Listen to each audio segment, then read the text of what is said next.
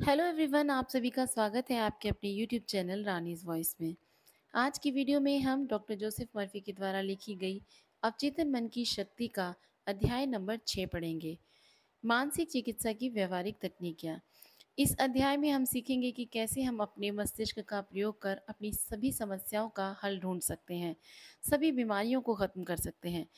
लेखक कहते हैं कि जिस तरह इंजीनियर के पास एक पुल और इंजन बनाने के लिए एक टेक्निक होती है, एक प्रोसेस होता है, प्रक्रिया होती है, उसी प्रकार हमारे मस्तिष्क के पास भी शासन, नियंत्रण और अपने जीवन को निर्देशित करने की एक तकनीक होती है।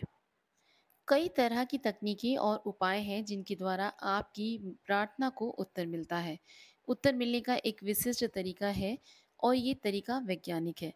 अचानक से कुछ नहीं होता। यहाँ एक वैश्विक नियम और क्रम काम करता है। इस अध्याय में आप अपने आध्यात्मिक जीवन को खोलने और उसे पोषित करने की व्यवहारिक तकनीकों को पाएंगे। आपकी प्रार्थनाओं को किसी गुब्बारे की तरह हवा में नहीं रहना है। उन्हें कहीं जाना होगा और आपके जीवन में कुछ करना होगा। प्रार्थना किसी भी विचार जिसे हम पाना चाहते हैं, उसे वास्तविकता में बदलने का तरीका है। प्रार्थना हमारी आत्मा की हार्दिक और सच्ची इच्छा है। आपकी इच्छा ही आपकी प्रार्थना है। तकनीक जिसके द्वारा अवचेतन मन को रोका जा सकता है। अपनी इच्छा को अपने अवचेतन मस्तिष्क तक पहुंचाने का ये एक तरीका है और इसका सबसे अच्छा समय होता है सुसुप्त अवस्था। इस तथ्य को जानने के लिए आपके मन की गहराइयों में असीम ज्ञान और अनंत शक्ति है। फिर केवल शांत चित्त से सोचिए कि आप क्या चाहते हैं। आगे के क्षण में इसे पूरा होते हुए देखिए। स्वयं को एक छोटी बच्ची की तरह अनुभव कीजिए जिसे बहुत खांसी आ रही है और उसका गला खराब है। उसे दृढ़ता से बार बार ऐलान किया, अब ये खत्म हो रहा है, ये सब खत्म हो रहा है। और 1 घंटे के अंदर उसकी खांसी खत्म हो गई। इस तकनीक को पूरी सच्चाई और ईमानदारी से कीजिए। यहाँ आपको बताया जाता है कि आप जिस चीज़ की इच्छा कर रहे हैं वह आपको मिलेगी। जब आप खटखटाएंगे, ये आपके लिए खुलेगी। जिस चीज़ को आप ढूंढ रहे हैं वह आपको मिलेगी। ये शिक्षा मानसिक और आध्यात्मिक नियम की स्पष्टता अथवा निश्चिंतता को दर्शाती है। आपके अवचेतन मन की अनंत बुद्धिमत्ता आपकी चेतन सोच पर हमेशा एक स्पष्ट प्रक्रिया देती है। आप ब्रेड मांगेंगे तो आपको पत्थर नहीं मिलेंगे। आपको हमेशा इस विश्वास के साथ मांगना होगा कि हाँ, मुझे ये चीज़ ज़रूर मिलनी है। इस तरह के विचार के साथ प्रसन्नता का अनुभव और अपनी इच्छा को भविष्य में ज़रूर फलीभूत होने की निश्चिंतता होनी ज़रूरी है। इस प्रक्रिया का अनुपालन करने से आपकी प्रार्थनाओं का उत्तर अवश्य ही मिलेगा। तकनीक का मानसिक दर्शन। किसी भी विचार को तैयार करने का सबसे आसान और सबसे स्वाभाविक तरीका है इसकी कल्पना करना। इसे अपने मन की आंखों से इतने साफ तरीके से देखना जैसे कि ये सजीव हो। वहाँ दुनिया में आपकी आंखें वही देख सकती हैं जो वास्तव में उपस्थित हो। इसी प्रकार आपके मन की अदृश्य दुनिया में इसे आपके मन की आंखें देख सकती हैं। कोई भी तस्वीर जो आपके मस्तिष्क में है, वह वस्तु जिसकी आप अपेक्षा कर रहे हैं और वह वस्तु जिसका साक्ष्य दिखता नहीं है। जो भी आकार आप अपनी कल्पना में देख रहे हैं, वह उतना ही वास्तविक है जितना कि आपके शरीर का कोई अंग। विचार और सोच वास्तविक हैं और एक दिन इस वस्तुपरक दुनिया में ये एक दिन अवतरित होगा। यदि आप अपनी मानसिक छवि के प्रति विश्वस्त हैं, इस तरह आपके मस्तिष्क में सोच की प्रक्रिया का आकार बनता है। यह रूप अथवा आकार आगे चलकर आपके जीवन के तथ्य और अनुभवों में ढलता है। इसका अर्थ है कि आप जो कल्पना करेंगे वो आपके जीवन में अवतरित हो सकता है।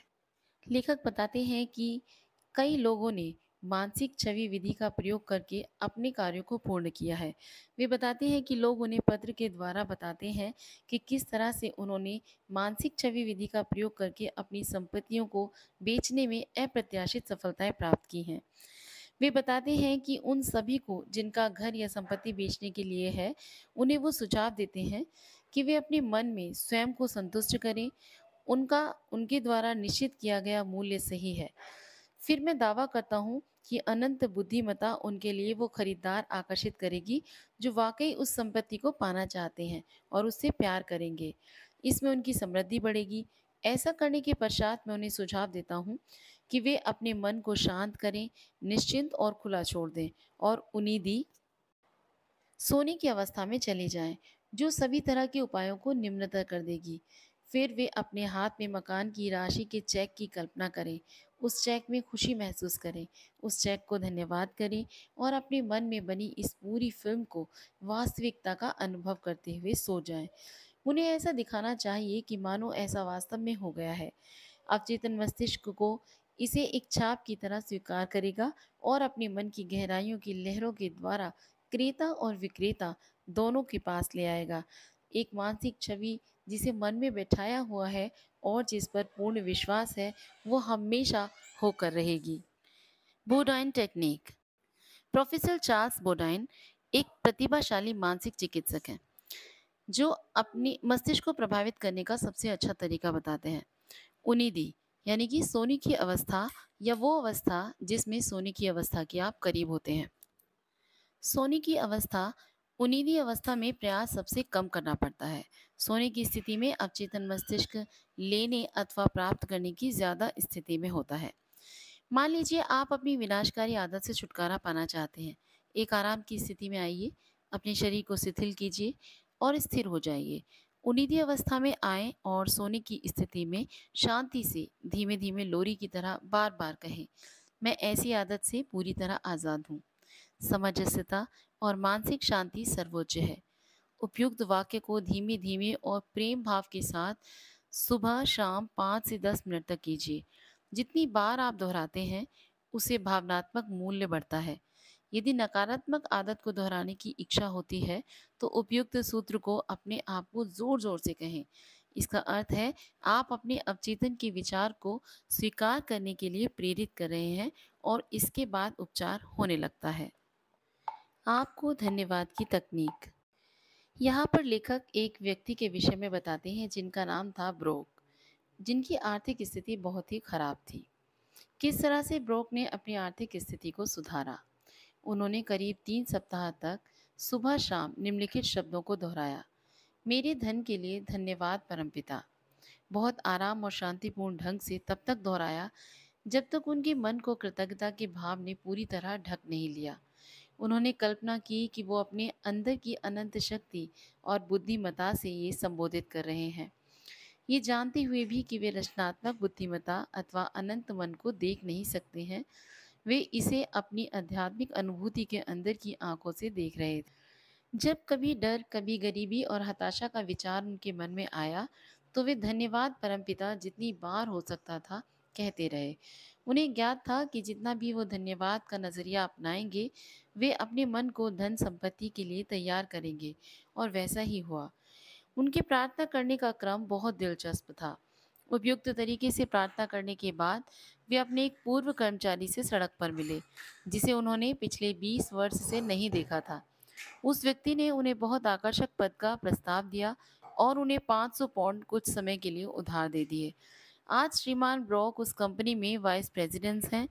हाल ही में उन्होंने मुझे कहा कि मैं कभी भी धन्यवाद परमपिता के चमत्कार को नहीं भूल पाऊंगा, जिसने मेरे लिए अद्भुत काम किया है। मानसिक इंजीनियर बने और वैभवपूर्ण और विशाल जीवन के निर्माण के लिए पहले से की गई और साबित तकनीकों का प्रयोग करें। आपकी इच्छा आपकी प्रार्थना है। अपनी इच्छा पूर्ण होने की छवि को देखें और इसकी वास्तविकता का अनुभव करें, तो आपको जवाब मिलने की खुशी का एहसास होगा। एक मानसिक छवि 1000 शब्दों के बराबर है। आपका अवचेतन मन किसी भी छवि को स्वीकार करेगा जिसका मन में विश्वास प्राप्त हो। याद रखें कि कृतज्ञ हृदय हमेशा विश्व की संपदा के करीब होता है। इसलिए हमें हमेशा जो हमारे पास है उसके लिए कृतज्ञ होना है। कृतज्ञता हमारे जीवन में जादू कर सकती है। ईश्वर के प्रेम और महिमा के बारे में सोचते हुए सामंजस्यता, स्वास्थ्य और शांति की इलेक्ट्रॉनिक तरंगों को भी उत्पन्न करें। धन्यवाद।